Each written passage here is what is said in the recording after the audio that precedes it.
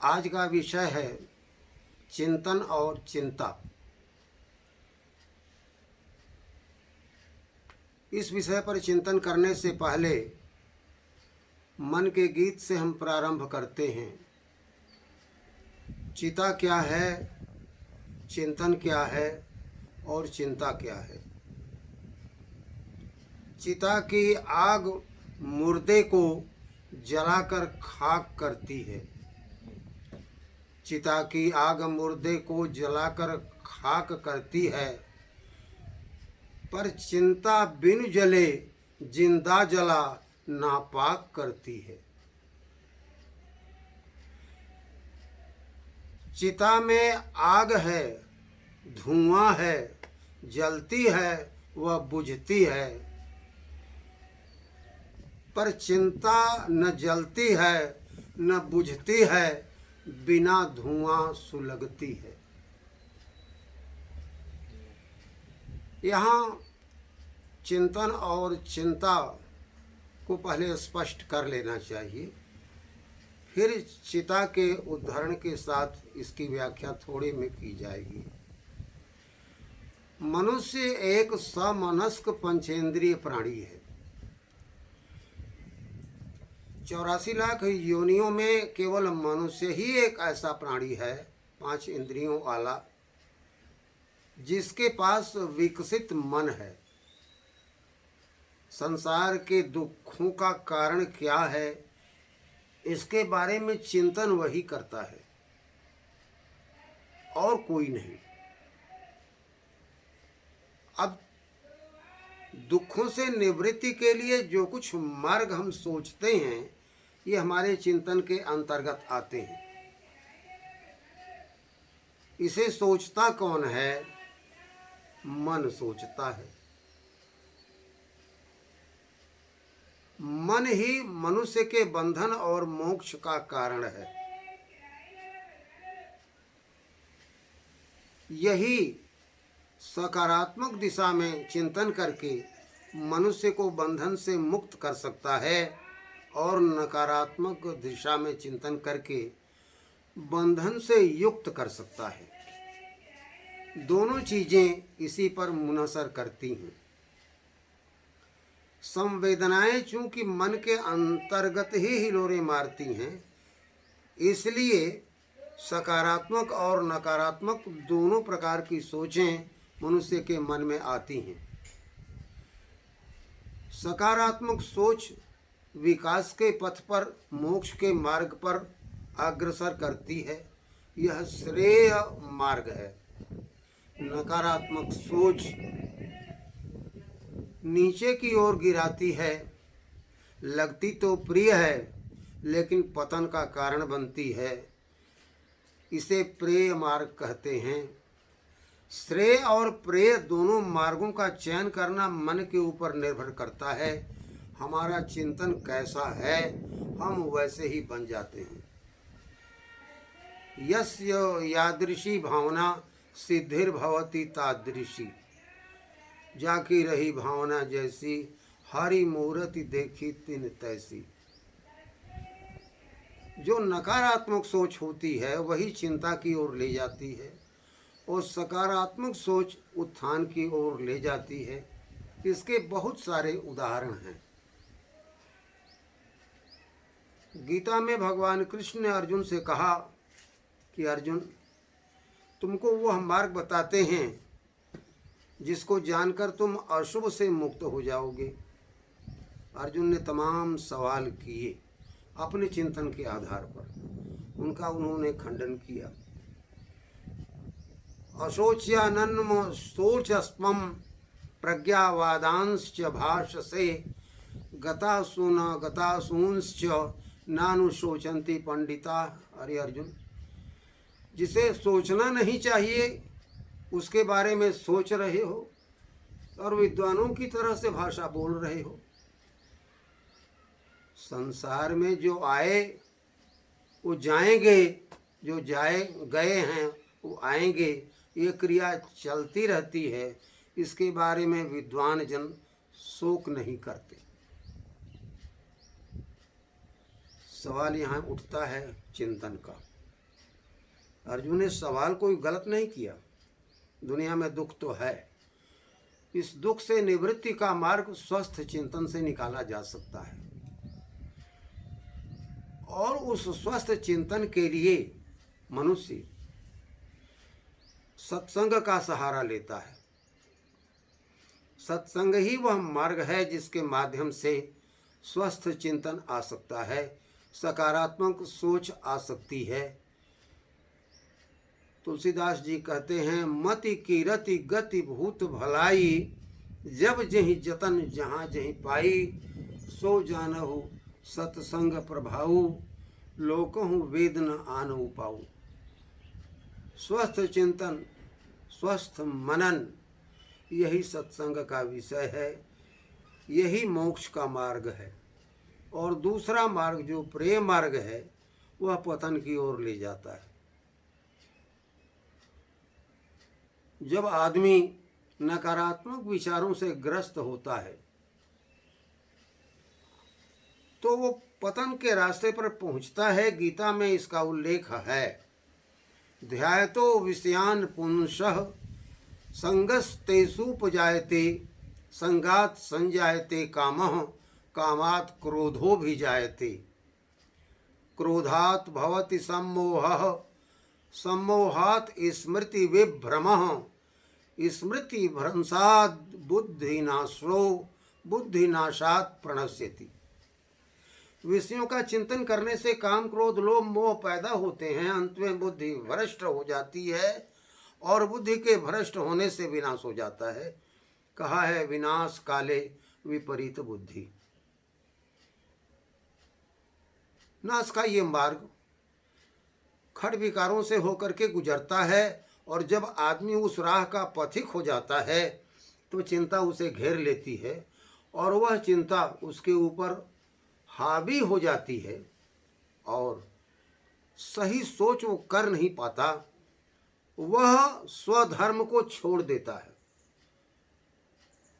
मनुष्य का स्वधर्म है आत्म तत्व का अनुभव करके परमात्म तत्व से विलीन होने के मार्ग पर चलना।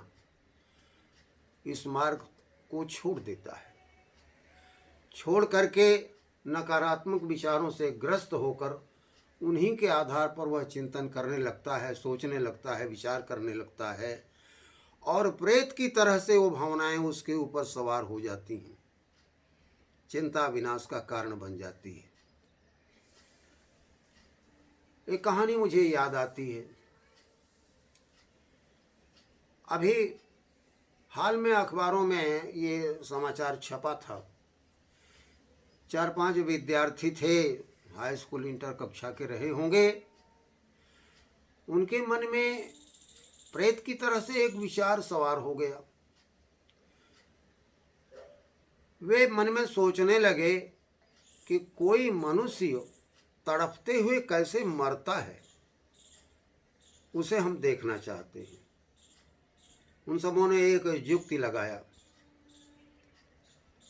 एक मोटर कार के ड्राइवर को बुलाया, भाड़े पर सवार होकर के कहीं एकांत स्थान पर चले गए। वहाँ जाकर के उन्होंने ड्राइवर को उतारा और उसे सताना शुरू किया। बेचारा गिड़गिड़ाता रहा, वहाँ कोई सुनने वाला नहीं। उसको देख करके इन सबों को आनंद आता था। फिर मारपीट शुरू हुई, इतना प्रहार किया कि बेचारा छटपटाते हुए मर गया। वो सब पकड़े गए, पूछा गया, एक निर्दोष आदमी को क्यों मारा? उन सबों ने कहा कि हमारे ऊपर एक ऐसी चिंता का भूत सवार हो गया था कि हम लोग किसी मरते हुए आदमी को तड़पते हुए देखना चाहते थे, उसके लिए हम लोगों ने ये प्रयोग किया। जरा सोचने की बात है, यह भी क्या कोई प्रयोग है? लेकिन क्यों उन सबों ने ऐसा किया? एक कहानी और आती है। एक डॉक्टर था, अच्छा डॉक्टर। रात को इस तरह की एक चिंता सवार हो जाती, लोगों को चीरते फाड़ते काटते पीटते वो देखना चाहता था। डॉक्टर सर्जरी करता है लोगों की जान बचाने के लिए, लेकिन उसके मन पर एक भूत चीर-फाड़ का सवार हो गया। चिंता हो गई।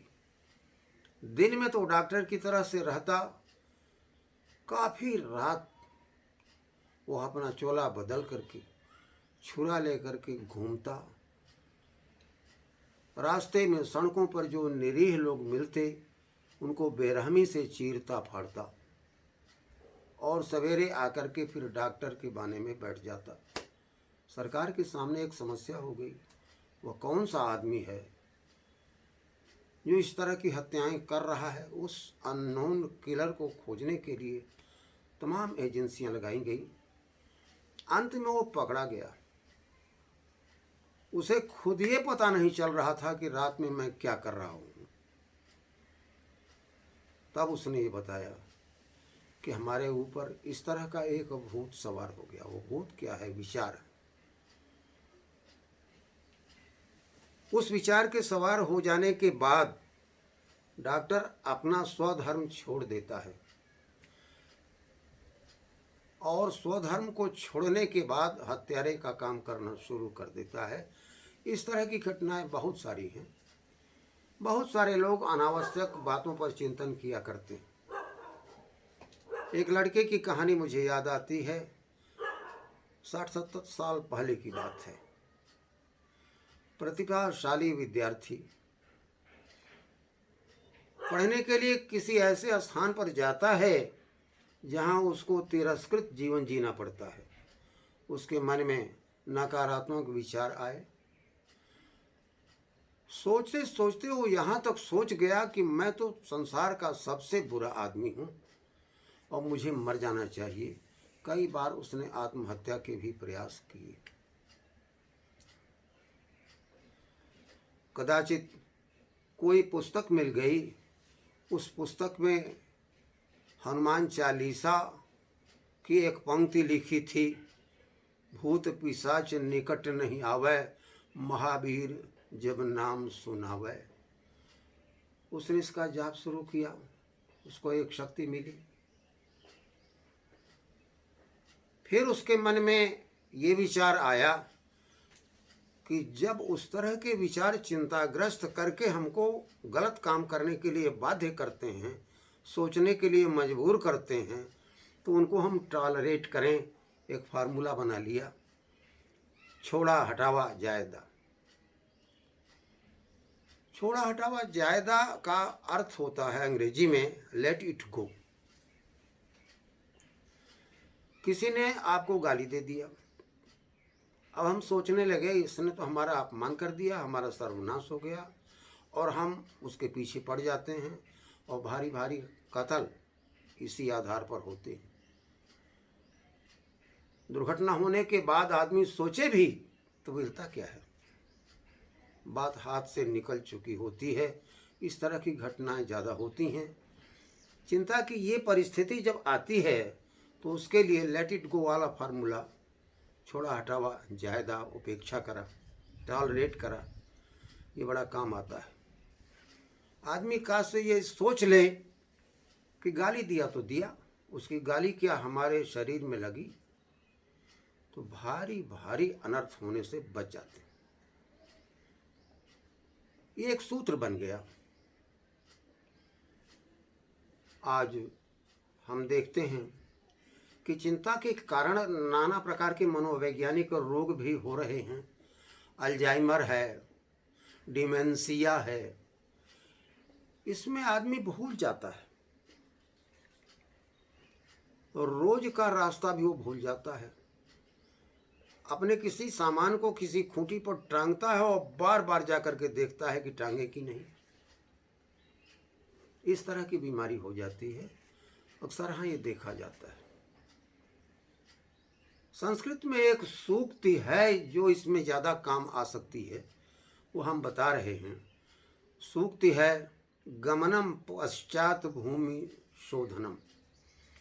जब हम किसी स्थान पर जाते हैं तो उसका शोधन करें, और वहाँ से हटते हैं तो भी शोधन करें कि यहाँ हमने क्या काम किया, किस लिए आए थे, कौन सामान कहाँ हमने रखा है, यहाँ का कोई सामान हम ले करके तो नहीं जा रहे हैं, या अपना कोई सामान छोड़ करके तो नहीं जा रहे हैं।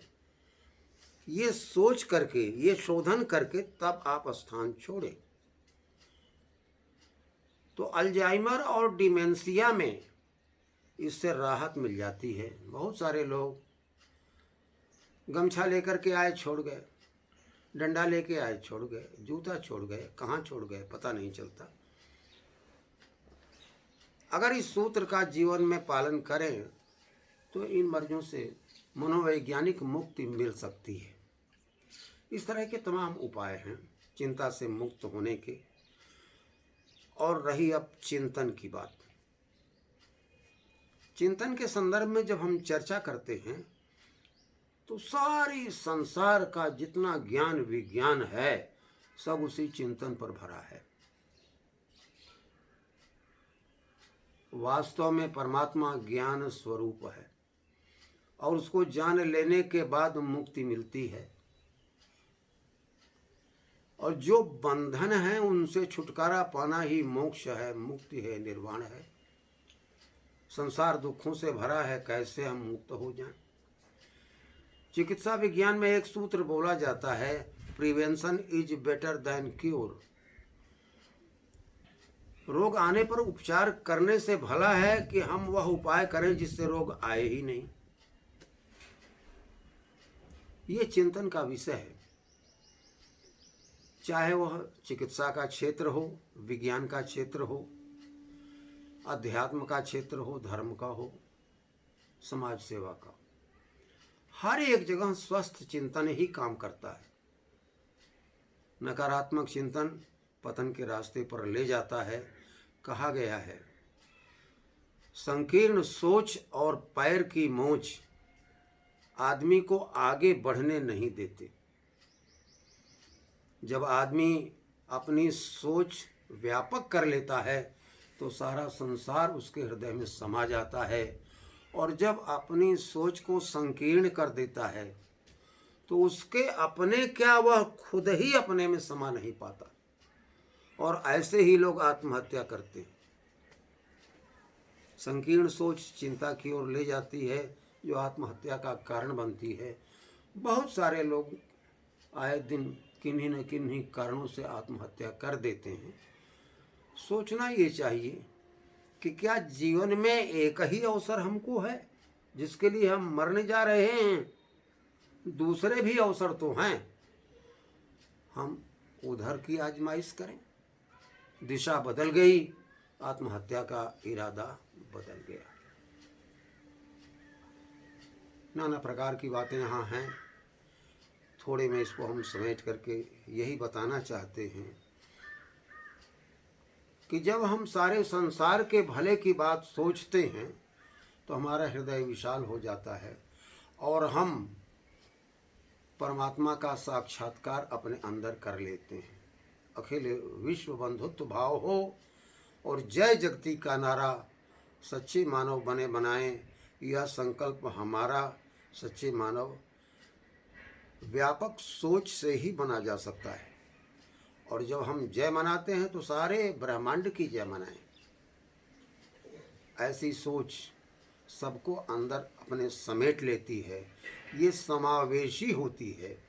और संकीर्ण सोच अपवर्जी होती है।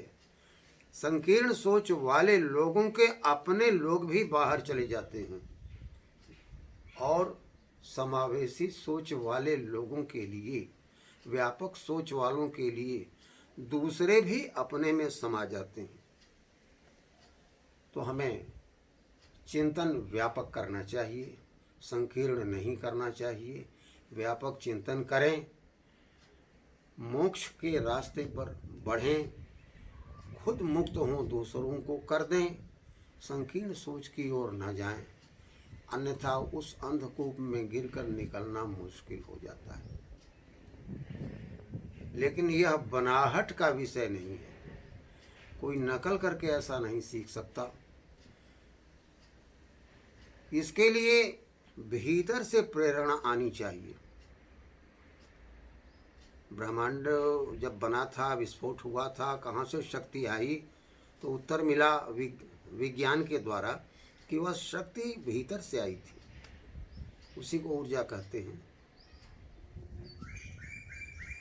मेटाफिजिक्स में उसको हम भगवान की इच्छा कह देते हैं। खैर नाम आप जो भी दें, चीज़ एक ही है, लेकिन भीतर से आती है। बाहर से नकल करके उसको आप उधार नहीं ले सकते। मन के गीत की एक कविता सुना करके बात यहीं समाप्त करेंगे। नहीं नियत सही तो नीति की लकीर क्या करे, नहीं नियत सही तो नीति की लकीर क्या करे। लिखी है मौत तो मसीहा की जमीर क्या करे। सजाकर रूप दिखाते क्या आईने को बार बार, है बदनुमा चेहरा ही तो आईना अमीर क्या करे, अमीर क्या करे। चिंता से मुक्त होने के रास्तों में ये रास्ता सबसे अच्छा नज़र आता है, टॉलरेट करना। सामान्य भाषा में हम लोग कहते हैं छोड़ो हटाओ जाने दो, जो हुआ सो हुआ, उसका बोझ लेकर के हम क्यों फिक्र में पड़े। इसे टॉलरेट करना कहते हैं। अगर इस मंत्र का जीवन में पालन किया जाए तो हम भारी से भारी चिंता से मुक्त होकर के स्वतंत्र जीवन जी सकते हैं, क्योंकि कोई स्वतंत्र आदमी ही परमात्मा का साक्षात्कार कर सकता है। परतंत्र आदमी कभी भी परमात्मा का साक्षात्कार नहीं कर सकता। बस